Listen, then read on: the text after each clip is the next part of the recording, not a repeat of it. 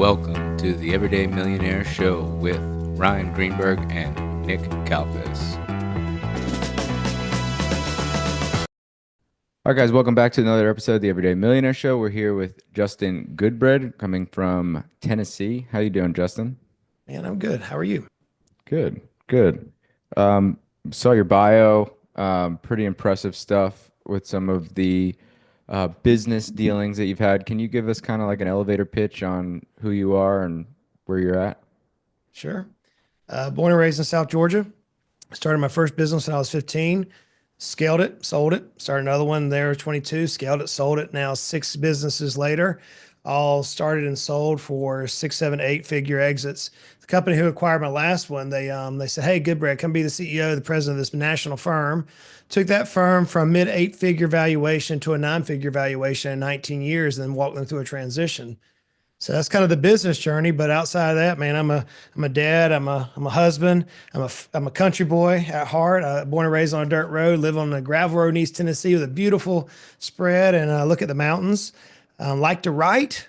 Like to do a little bit of everything. So I'm hoping we can add some value for the audience today. Awesome. What was the first business that you sold? It was a landscape company. I mean, who doesn't start off with a landscape company, right? A lawnmower and a truck. That's a landscape company, right? I scaled that thing from zero, and we ended up doing pretty well. We had over 40 employees by the time I was 22, and then my wife and I we moved. We just got married, and we relocated back to Tennessee. My wife's half Filipino, and we dealt with some racism in the deep South that I didn't like, and I didn't want to raise our family around that any longer. And so we relocated after that particular event and came to East Tennessee and kind of set roots down here in the Knoxville area. Awesome. Yeah, so that's how I started. Also, I started out with a small landscaping business, still have it to this day. And then I just got involved in real estate. But that's interesting. I'm always curious to learn about people who grow business with the sole intention of selling them. Well, actually, I didn't grow them with the intention of selling them. It was very unique. The landscape company, I was going to be like my dream job, right? I mean, who doesn't want to cut grass on a big commercial mower the rest of their life? I mean, that is beautiful, but God had other It is plans. kind of peaceful though. You It have your is, headphones isn't it? on, headphones in, and you're just jamming out on the mower. I too started a landscaping company as my first job out of high school. So that That's was awesome. that was dude, the season when you're just mowing and the grass is, the smell of fresh grass. Hmm. I don't know, something about it. Yeah, absolutely. Yeah. So I didn't start to sell them. Just life events happened. Even my big company that I started, we started from scratch, scaled it 49 months later, exited, and I wouldn't have exited except somebody offered me 3 times what it was worth. And it was like, if you had a piece of real estate and it was 3 times the appraised value, why in the world wouldn't you sell Hmm. it, take the capital, take the funds, and then reposition and do something else, have some more fun? But when you sold that business, so obviously the first business, the landscaping, you didn't grow with the intention of selling, but did that kind of motivate you to buy your next one with the intention of buying it to sell it? No, I've never bought a business. I've never been on that side of things. So the next one, after moving here to East Tennessee, I came into the world of insurance and built a really big book, and then went through a business divorce. And as part of that business divorce, that if we in business for any length of time, that happens. And part of that business divorce, we ended up selling the book out. So that wasn't intended. My consulting business, I started a consulting practice called Dental Management Group to help dentists buy businesses and scale them and sell them. And a national firm reached out and said, "Hey, Goodbread, we see what you're doing. We'll pay you this much money." It was a ridiculous price. No intention to try to build it to sell it. And then the last 3 companies I kind of combined into one holding company. It was a financial planning firm, a business consulting firm, and a national media firm. And the way I orchestrated it was very unique. And a big national financial firm said, "Hey, we want it." And they made a ridiculous price point on it. I was like, okay, well, I mean, I'd had to work for another 2 decades to reach this status based on the run rate. So why not sell it? And then the national firm, once they bought me, they said, "Hey, based on what you did, we want," and I'm a pretty major shareholder in that company. And they said, "Hey, could you scale our company with the intention of selling it?" I'm like, "Yeah, we can." So we were, like I said, mid 8 figure business. I stepped in that president role. The CEO gave me full constraints and full unconstrained. He said, "Do what you need to do, make this thing valuable." and went to work, got my C-suite involved, and we took that company, doubled its value in 18 months, and then we had a bidding war based on that. So that one I did ended up trying to scale it to sell it. Now, during that whole process, I've literally coached hundreds of business owners who's like, "Hey, I'm tired of my business. How do I move the value up so I can liquidate it and go do something else or retire, do whatever else they might want to do?" Yeah, I feel like a lot of business owners who maybe don't have that mindset, they kind of just let their business go to waste essentially and just get out of it without capitalizing on the opportunity to potentially sell it. You're exactly right. Here's an interesting statistic. So if you're a business owner and I have real estate, now I have a real estate business, right? So we all have different types of businesses, but here's an interesting statistic. There's roughly 32 million businesses in the United States right now, roughly. Out of those 32 million businesses in the United States, only 20% of them more than likely would transact. In other words, they'll sell that business from their current owner to a child, a key employee, somebody external. Here's where it gets sad. Statistically speaking, according to the Exit Planning Institute, which is the leader in this particular field, 80% of our net worth as business owners, the chuck in the truck, the landscapers, the HVAC guys, the nurses, the doctors who have nurses, various people, 80% of our net worth is our business. So what happens is that because we're not building our business as an asset to where somebody wants to come in and buy it from us, instead we built it as a job, we end up working until we're literally physically or mentally dead. And then we're like, enough's enough. As you mentioned, they just close the business down. And so therefore what happens is that business owner who's used to whatever the standard of living is because of their income from the business, plus, paying their vehicle, paying their cell phones, their trips, everything else that runs through the business, they have to take a major, major pay cut.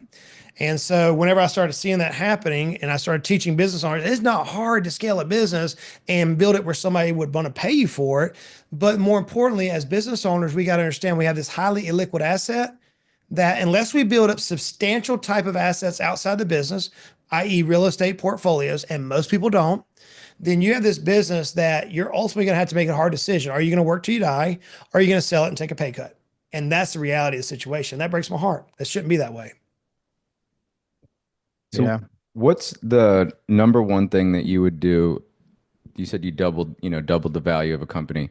If that was your intention to double the value of a company, what would be some of the first steps that you take? The very first thing, well, it depends on the size of the business, right? It depends on the size of the business. So if it's the average American small business out there, I would say the very first thing we have to do is get the owner out of the business. And so I challenge the business owner, and we can walk through processes on how to do this, but I challenge them, hey, look, my goal is within the next 6 months, year, whatever the business structure is, I want you to literally not go to work, turn your cell phone, turn your emails, whatever it may be, turn it off for 30 to 60 days and not go to work. And whenever I say that, their eyes get really big and like, you've lost your ever loving mind, dude. Are you smoking crack? I'm like, no, we've got to get this business where it can operate without you. And so what that forces the business owner to do is to build systems and processes, all that type of language that we often hear on from business sense, but it forces them to actually look at their business through the lens of an investor. So that's the very first thing that I would focus on. That usually adds more value than anything else in the company. Number two is recurring revenue. Every business can have recurring revenue. Every business can. And so how do we find that recurring revenue model and create it in the business, again, while decentralizing the owner? And then from there, there's actually 256 metrics that a business can adjust that moves the value up for what we're talking about. So do you go in there with a strategic plan on each business? So they have a different plan in place to scale it or bring it to that new value? The process that I like to follow is a little bit more structured than that. Yes, we end up with a strategic plan, but it's more value centric. So the very first thing we're going to identify is what's the current value of the business? What's it appraised for today? Softwares that can do that, different technologies, back of the napkin can determine that value. But then what we're looking for is what's called the value gap. So let's say hypothetically a business is worth $1 million, today's value. Well, what is supporting that appraisal? Well, what's supporting it is all the underlying asset quality of the business. So how can we adjust the asset quality of the business and move the appraisal up without generating any more revenue? That's what's called a value gap. So for example, I was talking just today with a lawyer who has a really nice size practice. You could do this with a HVAC company, a landscape company, a doctor, it doesn't matter. What we did is we praised the business and it came in about 2.1 mil. But if we made some adjustments to the quality of the business, like you would with like a bond, if you made it better quality, he actually could have a $3.2 million value practice without any additional revenue. So that's what's called a value gap. So what the business owner is trying to figure out how to do is, how do I increase my value without having to work harder? Because we're already busy. We don't need anything else to do. So what the strategy is identify the value gap, and then ultimately, to your question, then you're going to devise a strategic plan. I like that terminology. We're going to use a strategic plan solely focused on driving value, not on trying to get more sales, not on trying to get more clients, not on any of that stuff. We're going to focus on getting value. And what happens is we get efficiency. So we were talking about a landscape company. I think we would recognize that the average water hose puts about 8 to 12 gallons a minute out of a water hose. What's interesting is, imagine if we tried to hook a water hose up to a fire hydrant. It won't work. It'll actually blow the hose to pieces because it cannot handle the velocity or the pressure of the fire hydrant. So the same is true of business. What we want to do is we want to increase the velocity. We want to allow the client experience to speed through that business faster and take all the bottlenecks and the friction out. And once we do that, then we can focus on getting more revenue, more sales. And that's where the magic of value accelerates. Wow, that was well said. So, you talk about like the value in adding assets and things of that nature. What are some ways that a business can add those deep assets that you're talking about or that you like to see to raise that value gap? Perfect question. Love that question. So whenever we look at a value, let's do a little bit of teaching so we can understand where I'm going to head with this, because Hmm. not all of us deal with value on a daily basis. So value is, in a simplified form, is comprised of two parts. Think of a quarter, a heads and a tails. You have the revenue component, let's say EBITDA, or let's say earnings or net operating income. There's some sort of a revenue number. And then you have a multiple. And I'm keeping this super simple for us to deal with, through audible type of structure. So the multiple could be 2, it could be 4, it could be 25 based on the industry. Every industry has a different multiple range. So let's say hypothetically the revenue number we're going to use is $1 million, and let's say hypothetically the multiple is 2. That means that business value is worth $2 million, million times 2. So we want to drive that multiple up. So what's comprising of the multiple? The multiple is consistent upon both tangible and intangible assets. A tangible asset, for example, like in a landscape company, would be the truck, the mower, the blower. It would be all those things that we can actually physically see that appears on the balance sheet of the company. The intangible assets are all the things that makes that company hyper efficient. There's 4 key areas of intangible assets in a company. You have human capital, structural capital, social capital, and mine just went blank. I'll bring it back to that. But let's walk through these. Human capital is, how strong is your team? So whenever we want to improve the quality, we want to have a team that's best in class. We want to have employees that show up on time. We want to have employees that can teach others. We want to have leaders. We want our employees to be able to go to a national conference and speak directly to that national conference as best in class. That is highly sought after. We all know how hard it is to get employees. We know that. Finding people who know how to work hard, to stay true to their word, is about impossible today, especially with, as we've seen, some of the younger generation. So whenever a company is looking from the outside in, they say, hey, my goodness, this company has a best in class team. These employees are well structured, they're well trained. They're going to add more value to that. You have structural capital. Structural capital is, how efficient is the company? So for example, let's say we want to put a marketing strategy out to hire new landscaper or new clients for our landscape company. What's that funnel look like? And can I walk that prospective client all the way to a sale consistently with the exact same repeatable results? That's a structure. Somebody might call it a workflow or a process, right? So human and structural capitals are typically the two that drive the most values. And my brain's skipping me as I'm late in the day here, but I'll bring the other two up as we talk. Great. So, what do you say to somebody that would argue that the team is only as good as the leader? So, what's kind of like the process in figuring out if the team is self-sustainable without the owner of the business operating? Typically, it's the owner who says that, typically. And typically, the owner who says that has, I'm going to be very raw and authentic here, has an ego complex. And probably the worst part of the business. Everything, probably if they say that, more than likely they're the problem with the company. And they won't relinquish control. So it's an ego and it's lack of leadership is what that is. The reality of the situation is that yes, you may have bad apples on the team, or you may have team members which are not performing at the level to which the company could perform at, but they're not going to improve above the leadership capability of that company. So in a business, there's 8 areas of business. Planning is one of them. We talked about strategic planning. The second big key is leadership. And you have to have the business owner designed and skilled in such a way that they're backing themselves out of that business every single day. So when I'm talking with a business owner who thinks that way, and that's typically where it comes from, what I'll typically do is walk them through a series of exercises. So for example, at the end of the day, as we're driving home, exhausted, tired, whatever your job has been doing, pull your cell phone out, go to chat, use an AI, whatever you want to use, and just dictate exactly what you did that day, everything you did. And then for that particular day, you got to find one item you're not going to do tomorrow, and you're going to relinquish that item. And after a period of 30 days, you're going to come up with 30 tasks that you are doing that's probably not at your hourly rate or your hourly level that you need to hire somebody else for. And so whenever you start looking at it from the owner position of how can I take what I'm doing and how can I shift it to somebody else, two things are going to happen. Number one is you're going to move your mindset. And as the owner position, you're going to move your mindset up to where you take on the jobs within the company that truly require the pay which you're making. Most of us work beneath our pay grade as owners. So that's the first thing it's going to do.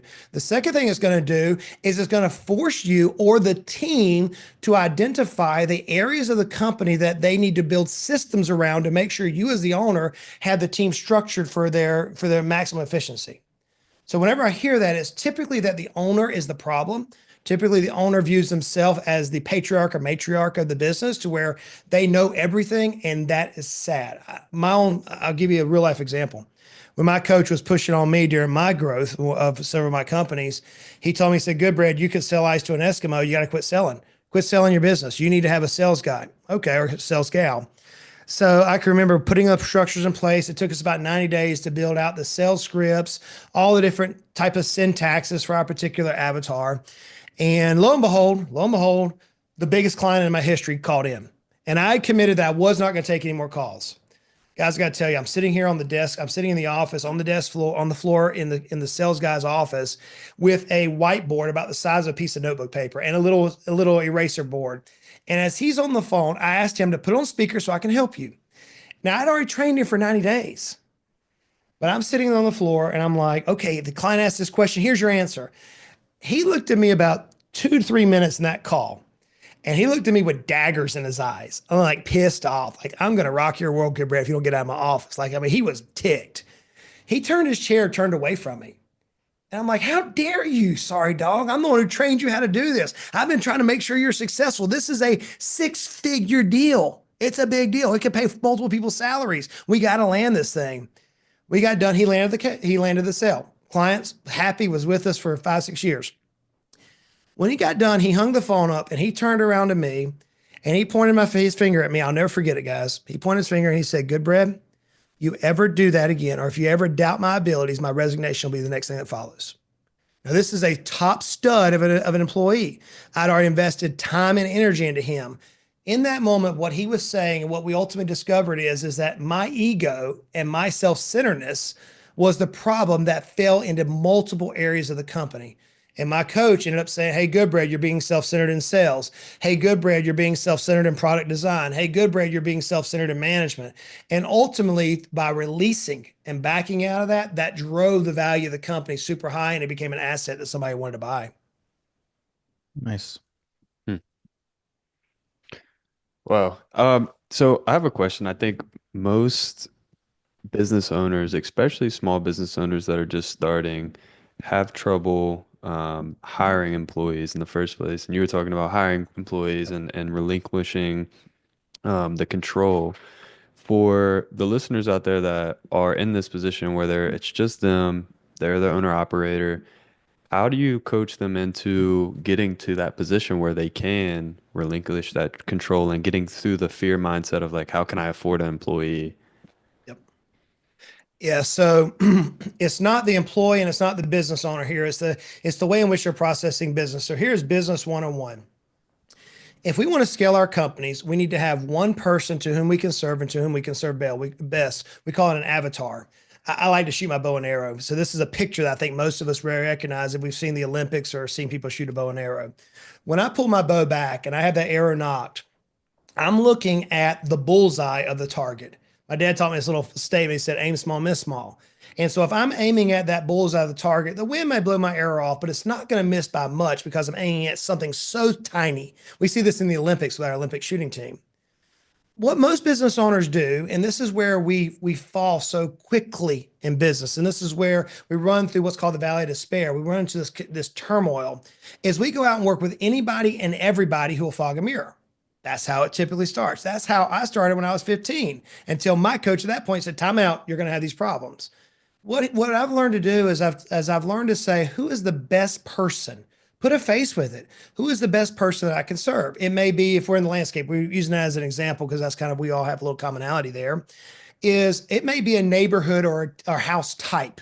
It may be, on a golf course, and each house, is a 1/4 acre lot. And we know that we're going to mow and blow and deal with the irrigation and prune the shrubs and put down mulch. That's our bread and butter, our core type of a client. If we focus on that type of client, we would probably then avoid the 17-acre mow. We wouldn't probably want to go mow 17 acres because it wouldn't be as efficiently. So in every business, we have an avatar type that we want to use. Here's where the magic happens. I'm coming to your question now.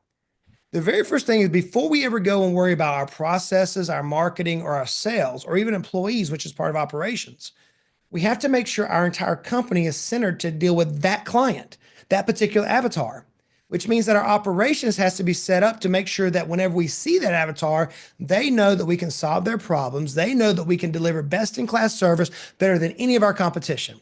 That's the operation side, before we've hired anybody. The second thing we have to do is we have to make sure our communication when it comes to selling that individual. So whether it's walking up to the door and saying, "Hey man, I'm cutting your neighbor's yard. Let me explain to you why I'm the best person to mow your grass." Or let me explain why I'm the best person to fix your HVAC, or I'm the best doctor there is because you're my ideal avatar. So that's our sales process. And then we have to make sure we understand the way in which they buy and make decisions. That's our marketing side. It could be one-to-one, it could be through social media, etc.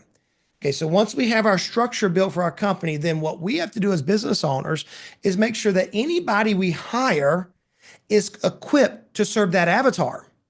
So the very first person that we would hire is our direct opposite. So if I'm going to use a DISC model, we can use a Myers-Briggs, we can use 16 personalities, we can use whatever type of personality profiling you want to use. But for DISC, for most of us have seen that now at some point in our life, I'm a high dominant person, which means, as you could tell, I'm a driver. I drive and I move forward really fast.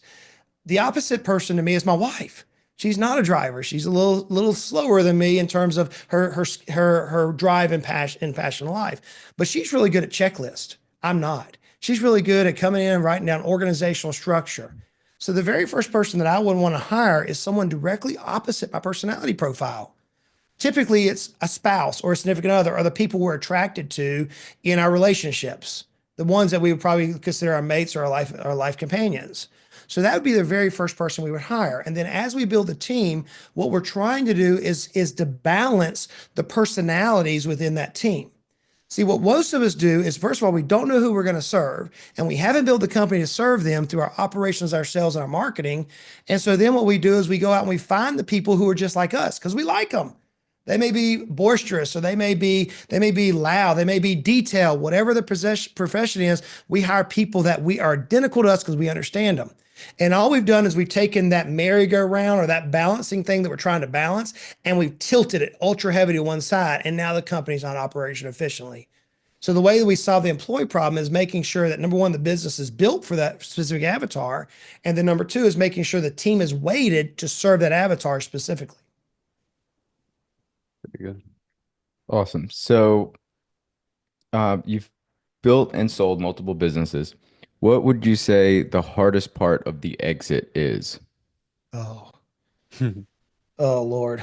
Well, it's like having a birth and a death in the same time. It's like hearing fingernails on a chalkboard. It's one of the hardest things you'll ever go through in your life. I'm not exaggerating. It's harder than scaling a business, because what's happening is you've got this company that you've now made efficient. That's your baby, if you will.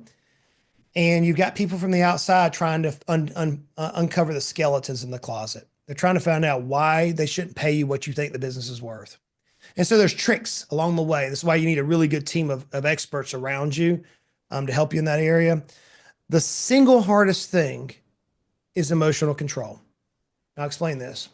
So I'm the guy, I literally teach at the Exit Planning Institute. I'm one of the faculty members, and we train attorneys, CPAs, financial advisors, business coaches, how to help their clients through their own discipline scale and exit their companies. I love teaching that.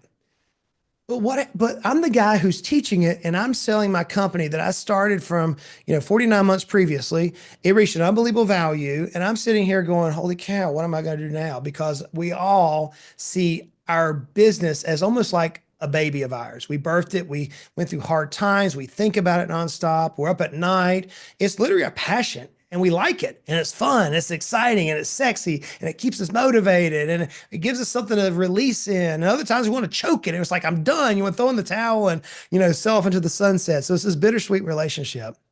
Guys, whenever I signed that final sales document, it was 11 o'clock at night. And I was expecting there to be like pomp and circumstance, like the fireworks go off. I mean, I was expecting the angels to open up in heavens and sing the Hallelujah chorus. Obviously, that didn't happen. It was opposite. It was actually the opposite. I pushed literally enter on my phone, document signed, and instantly, did I just mess up? Did I just screw this thing up? I just literally walked away from a business that I knew everything about, that's selling rapidly. Holy cow, Justin, you lost your ever-loving mind. That is the hardest thing. Now, it's quickly overcome whenever you look at the bank account the next day. Quickly overcome, okay? But in that moment, it is stinking hard. It's the emotional identity that we have, that we look at this business and we end up knowing everything about it. And it's hard for us. All right. I know we have another one in a couple minutes. You guys have any more questions, Nick, Chase? I think if someone, just real quick, if someone is wanting to start from scratch, Justin, and they want to scale a business and they're thinking, how in the world could I scale a business to sell it? What are the first like 2 or 3 steps, and what mindset do they need to have? Yeah, so let's do a mindset first. Henry Ford made this amazing statement. He said, if you think you can or think you can't, you're correct. We know what the Ford emblem is today. The mindset is, first of all, is that you have to be willing. If you're going to start and scale a business, you have to be willing, as our coaches perhaps said to us as athletes in our high school or college days, leave it on the field. You got to be willing to go bankrupt. You got to be willing to face humility. You got to be willing to lose everything for your dream, everything. And without that tenacity and that vim and vigor, you're gonna get blown away, and the winds are gonna hurt you. So that's the very first thing I would say. Now, if I'm going to build a house, what would we do?